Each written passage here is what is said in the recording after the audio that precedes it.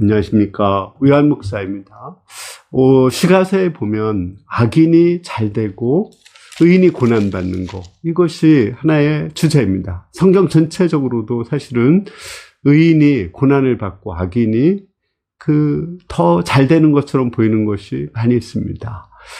야곱과 에서를 봐도 에서가 더 잘 되고 야곱이 더 고난을 받고, 이삭과 이스마엘을 봐도 이삭이 더 고난이 많고 이스마엘이 더 잘 되는 것 같아요.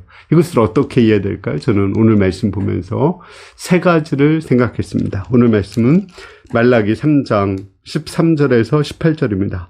여호와가 이르노라, 너희가 완악한 말로 나를 대적하고도 이르기를 우리가 무슨 말로 주를 대적하였나이까 하는도다.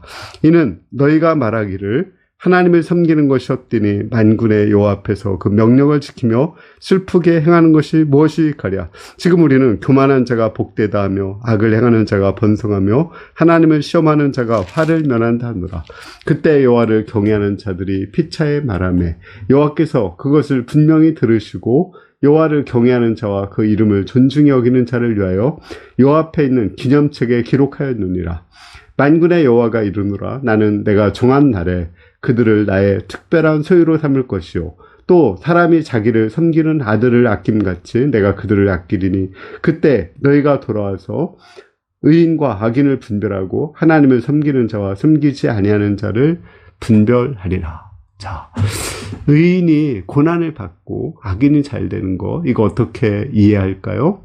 첫 번째는 우선은 그들의 마음을 봐야 된다는 거예요. 과연 악인이 잘 되는 것일까요? 악인이 물질적으로 좀 더 풍요롭고 더 건강하게 사는 사람들이 있는 건 맞습니다. 그런데 중요한 것은 그들 가운데 마음의 진정한 평안과 기쁨과 떳떳함을 누리고 있느냐는 거예요. 하나님을 누리고 있느냐는 거예요. 그렇지 않습니다. 어떤 사람도 하나님을 경외하지 않는 자들은 죽음의 그늘 속에서 두려움과 슬픔 속에 지낼 수밖에 없어요. 이것이 인간의 실존입니다. 아무리 왕과 같이 권력을 잡고 부귀영화를 누린다 할지라도, 많은 처첩을 둔다고 할지라도 세상에 헛되고 무의미하고 권태를 느끼는 것이 사실입니다. 따라서 그 내면을 보는 것, 이것이 정말 중요하다는 걸 알 수 있습니다.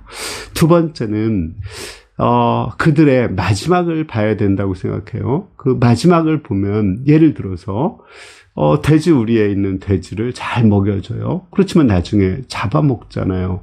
오히려 바깥에서 뛰어다니며 노는 좀 배가 고프더라도 그런 돼지가 더 행복한 멧돼지가 아닐까요?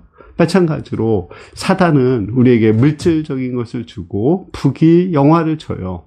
그렇지만 나중에 우리 영혼을 지옥으로 끌고 가거든요. 그것을 가지고 영혼을 파는 거예요.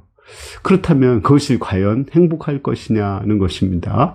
세 번째는 현세적으로 봐도 먼 역사에서 보면은 과연 어느 것이 더 하나님께서 쓰시느냐는 것입니다. 예를 들어서 아까 야곱과 에서, 이삭과 이스마엘을 얘기했지만 이삭과 야곱으로 이어지는 하나님의 역사, 거기서 메시아가 나오고 세계에 영향력을 미치는 그런 나라가 되었어요.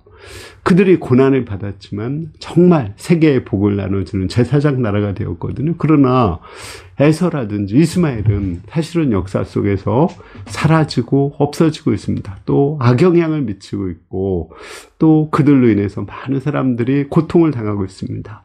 이런 것을 볼 때 이 현세적으로도 과연 어느 것이 복이냐, 그런 거죠. 따라서 의인이 받는 고난은 오히려 그것이 아버지가 자식을 사랑해서 징계를 하는 그런 고난과 같은 거예요. 사랑하기 때문에 훈련을 시켜서 더 귀하게 쓰시려고 고난을 주시는 것이고, 남의 아들 그렇게 고난을 주지 않는 거거든요. 따라서 의인이 받는 고난은 오히려 그 자체가 복인 것이고, 또 하나님께서 그들을 더 귀하게 쓰시고자 하는 소망이 있는 것입니다. 그러므로 우리는 의인이 고난을 받을 때 불평하거나 원망하지 말아야 되겠습니다.